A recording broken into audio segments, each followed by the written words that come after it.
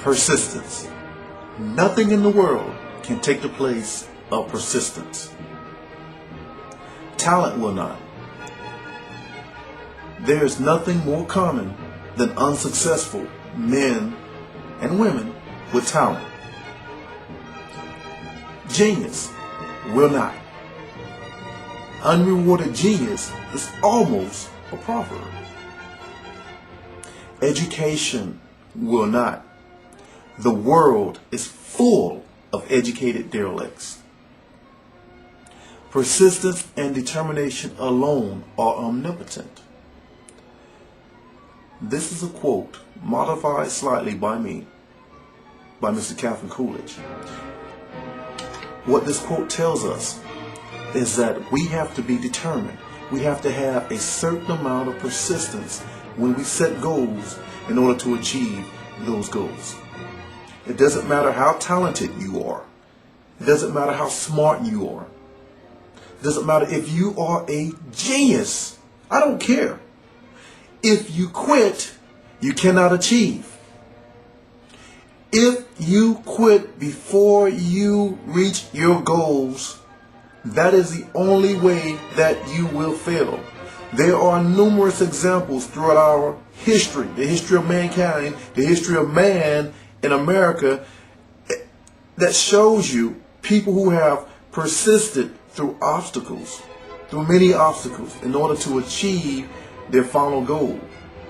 There are also just as many examples that show you people who have quit along the way, to where if they had maybe just tried one more time, they would have achieved their goals.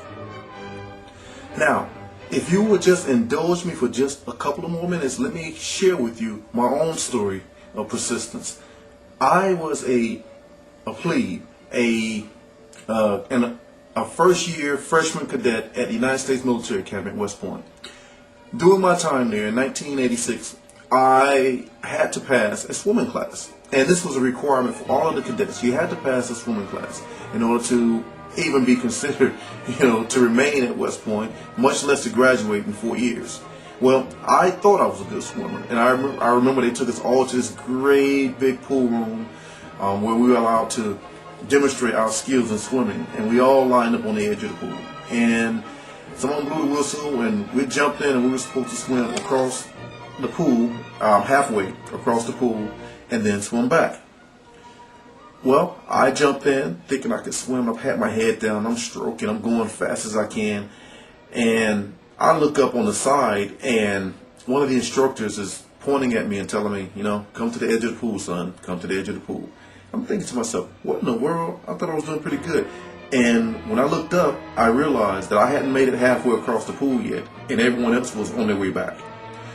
And I was classified as what was called a rock swimmer. Now, a rock swimmer is called that because when you jump into the water, you literally sink to the bottom.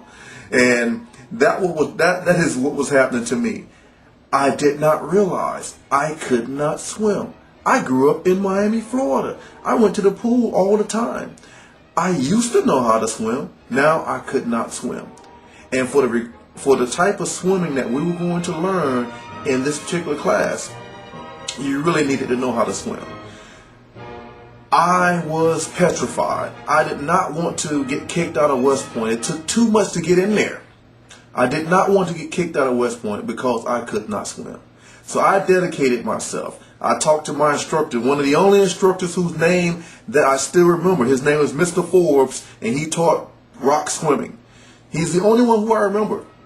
So when I talked to him, he told me, you're going to learn how to swim, because if you don't, then you won't be able to graduate. And you're going to have to stay in this class until you learn how to swim. So, scared enough, I went to extra classes. After the day's classes were over, I skipped certain drills and events with my classmates so I can get extra swimming time in. And before long, I was able to swim halfway across the pool, and before long, I was able to swim all the way the length of the pool. One of the requirements for graduating was to do a 10-minute swim. A 10-minute swim. That means swimming for 10 minutes. Okay, that was one of the main tests that we had. talking to somebody who in the initial test couldn't swim 30 seconds. I had to now swim 10 minutes. Another requirement was to swim with boots on, combat boots on your feet, with a weapon, with a rucksack. All of these things here to be able to get in there and do what we call survival swimming, meaning taking off your uniform pants, turning them into a bubble, and being able to use it as a floating device. Yes, all of those things, culminating with the jump off a 10-meter board. The same boards that see these kids jumping off in the Olympics. Some of you might not realize how high that is. That is 33 feet. Okay, and if you've ever been up 33 feet and looked down, you realize how petrifying that can be to anyone.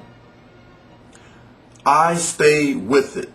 I refused to quit. I went in for extra sessions every day, persisting, trying to get better, trying to make sure that I can make sure I pass this class here. Before it was over, I could swim 10 minutes flat even. And I would get out of the pool and I wasn't even tired. I remember doing a 10-minute swim and thinking to myself, really? That's it?